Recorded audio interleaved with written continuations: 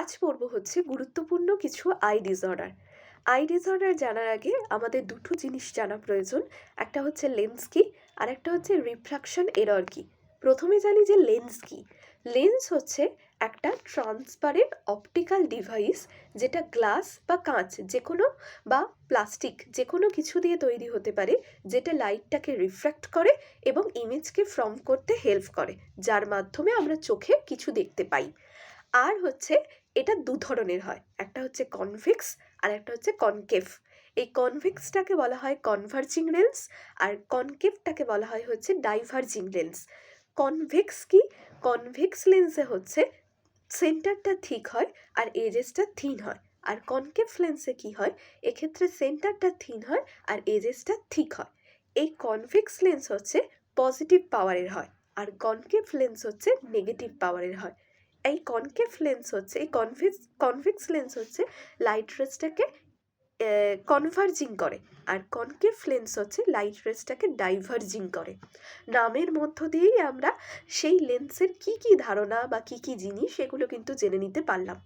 আরেকটা জানবো হচ্ছে রিফ্র্যাক্টিভ এরর। রিফ্র্যাক্টিভ এরর জানার আগে জানি হচ্ছে রিফ্র্যাকশন বলতে কি বলে। রিফ্র্যাকশন বলতে বুঝি যখন আমাদের কর্নিয়া আর লেন্স লাইট রেসগুলোকে ব্রেন করে দেয়, তখন হচ্ছে আমাদের রেটিনার সামনে গিয়ে একটা ইমেজ তৈরি হয়, যার মাধ্যমে আমরা জিনিস কিছু দেখতে পাই। এটাকে বলা হয় রিফ্র্যাকশন। যখন এই রিফ্র্যাকশনে কোনো কিছু সমস্যা দেখতে পাওয়া যায়, তখন তৈরি হয় হচ্ছে রিফ্র্যাকশন এরর। এই রিফ্র্যাকশন এররের পরে কি কি তৈরি হয়? বিভিন্ন রকমের ডিজিজ দেখতে পাওয়া যায়, যার মধ্যে সবথেকে গুরুত্বপূর্ণ হচ্ছে মায়োপিয়া আর হাইপারোপিয়া। মায়োপিয়া, এই মায়োপিয়া নামটা শুনেই আমরা বুঝতে পারছি যে মাই মানে আমার, কাছে, আর নিয়ার সাইটনেস, এই দুটোকে দিয়ে যদি আমি মনে রাখতে পারি, আমার মায়োপিয়ার মাইকে যদি ধরি আমার, আর নিয়ার সাইটনেসের নিয়ারকে যদি ধরি তাহলে কাছে। তার মানে আমরা বুঝতে পারছি যে এক্ষেত্রে কাছের দৃষ্টি থাকে কিন্তু দূরের দৃষ্টি থাকে না। এক্ষেত্রে কিন্তু নেগেটিভ পাওয়ারের চশমা ব্যবহার করতে হয়। তাহলে নেগেটিভ পাওয়ারের চশমা বলতে কোন লেন্স আমরা নেগেটিভ পাওয়ার থাকে দেখলাম? কনভেক্স লেন্সে হচ্ছে নেগেটিভ পাওয়ার, কনকেভ লেন্সে হচ্ছে নেগেটিভ পাওয়ার থাকে, আগে জানলাম। তাহলে ধরে নিলাম যে একটা বাচ্চার যদি চোখের বা বাচ্চার যদি কোনো মানুষের যদি কাছের দৃষ্টি থাকে, দূরের দৃষ্টি থাকে না, তাহলে আমরা কনকেভ লেন্স ব্যবহার করব এবং সেটা নেগেটিভ পাওয়ারের হবে। এরপর জানবো হচ্ছে হাইপারোপিয়া। হাইপারোপিয়া আর ফার সাইটনেস। আমরা যেভাবে মায়োপিয়া পড়লাম সেভাবে হাইপারোপিয়াকেও যদি আমরা পড়ি, হাইপার মানে কি বেশি, ফার মানে কি অনেক দূরে। তার মানে কি আমাদের দূরের দৃষ্টিটা ঠিক থাকে এক্ষেত্রে, কিন্তু কাছের দৃষ্টিটা ঠিক থাকে না। মানে দূরের জিনিস দেখতে পাই কিন্তু কাছের জিনিস দেখতে পাই না। এক্ষেত্রে কিন্তু পুরো উল্টো লেন্সের প্রয়োজন হয়, মানে এক্ষেত্রে আমাদের পজিটিভ পাওয়ারের লেন্সের প্রয়োজন হয়। তাহলে কোন লেন্সের দরকার পড়বে? কনভেক্স লেন্সের দরকার পড়বে।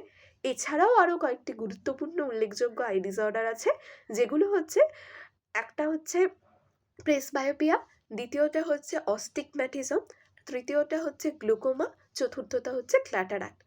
প্রেসবায়োপিয়া কি? প্রেসবায়োপিয়া হচ্ছে এজ রিলেটেড আই ডিসঅর্ডার। মানে বয়স বাড়ার সাথে সাথে কিছু কিছু মানুষের দেখতে পাওয়া যায় যে আমরা চোখের দূরের দৃষ্টিটা দেখতে পাই না ঠিকঠাকভাবে, মানে দূরের দৃষ্টিটা আমরা ঠিকঠাকভাবে দেখতে পাই কিন্তু কাছের দৃষ্টিটা আমাদের ঠিকঠাকভাবে থাকে না। মানে আমরা দূরের জিনিস ঠিকঠাকভাবে দেখতে পাই কিন্তু কাছের জিনিস ঠিকঠাকভাবে দেখতে পাই না। এটা মেনলি হয় বয়স বাড়ার সাথে সাথে, যখন আমাদের লেন্সের যে কি বলবো ইলাস্টিসিটি আছে যখন লস হয়ে যায়, এই লেন্সের ইলাস্টিসিটি লসের জন্যই হচ্ছে এই জিনিসটা হয়। এরপর আসছে হচ্ছে অস্টিগম্যাটিজম। অস্টিগম্যাটিজম কি? যখন কর্নিয়ার কার্ভেচারটা ইরেগুলার হয়ে যায়, তখন আমাদের দূরের জিনিসটা দেখতে পাই কিন্তু কাছের জিনিসটা আস্তে আস্তে দেখতে আবঝা শুরু হয়। এটাকে বলা হয় হচ্ছে অস্টিগম্যাটিজম। এরপর সবথেকে গুরুত্বপূর্ণ দুটো ডিসঅর্ডার হচ্ছে, একটা হচ্ছে গ্লুকোমা আর একটা হচ্ছে ক্যাটারাক্ট। গ্লুকোমা কি? গ্লুকোমা হচ্ছে যখন আমাদের ইন্ট্রা অকিউলার প্রেশার 21 mmHg বেশি হয়ে যায়, তখন অপটিক নার্ভটা ড্যামেজ হয়ে যায়, এর ফলে একটা অক্লিউলার কন্ডিশন তৈরি হয়, তখন তাকে বলি হচ্ছে গ্লুকোমা। এই গ্লুকোমা কিন্তু আবার দু ধরনের হয়, একটা হচ্ছে ওপেন অ্যাঙ্গেল গ্লুকোমা আর একটা হচ্ছে close angle glaucoma. Open angle glaucoma কি? যখন মানে ট্রাবিকিউলার মেস ওয়ার্কের ক্লগিং হয়ে যায়, তখন হচ্ছে অ্যাকুয়াস হিউমারের ফ্লো অফ অক্লিউশন হয়, এর ফলে যে গ্লুকোমা হয় তখন তাকে বলা হয় হচ্ছে ওপেন অ্যাঙ্গেল গ্লুকোমা। এটা হচ্ছে সবথেকে মোস্ট কমন হচ্ছে গ্লুকোমা। এটা 80% মানুষদের মধ্যে এই গ্লুকোমাটা হয়। এটাকে সাইলেন্ট গ্লুকোমা বলা হয়। আর ক্লোজ অ্যাঙ্গেল গ্লুকোমা বলতে বোঝায় যখন কর্নিয়া আর আইরিসের মাঝখানে যে অ্যাঙ্গেলটা থাকে সেটা যখন ন্যারো হয়ে যায়, তখন এই ন্যারোইং এর ফলে অ্যাকুয়াস হিউমারের যে অক্লুশন অফ দ্য ফ্লোটা দেখতে পাওয়া যায়, এর ফলে যে গ্লুকোমাটা হয় তখন তাকে বলা হয় হচ্ছে ক্লোজ অ্যাঙ্গেল গ্লুকোমা। এটা হচ্ছে সবথেকে মানে সিরিয়াস টাইপ অফ গ্লুকোমা। এরপর জানবো হচ্ছে ক্যাটারাক্ট কি। ক্যাটারাক্ট হচ্ছে যখন ক্রিস্টালাইন যে প্রোটিন আছে সেই ক্রিস্টালাইন প্রোটিনের যখন চেঞ্জেস হয়, তখন লস মানে লেন্সের লেন্স মানে লেন্সটা ড্যামেজ হয়ে যায়। এর ফলে হচ্ছে লেন্সটা ক্লাউডিনেস টাইপের দেখতে পাওয়া যায়। তখন যে লেন্সের যে অপাসিটির মধ্যে যে ক্লাউডিনেসটা দেখতে পাওয়া যায় তখন তাকে বলা হয় হচ্ছে ক্যাটারাক্ট। এই ক্যাটারাক্ট হচ্ছে আবার 3 টাইপসের হয়। একটা হচ্ছে নিউক্লিয়ার, একটা হচ্ছে কর্টিক্যাল, আর একটা হচ্ছে পস্টেরিয়র সাবক্যাপসুলার।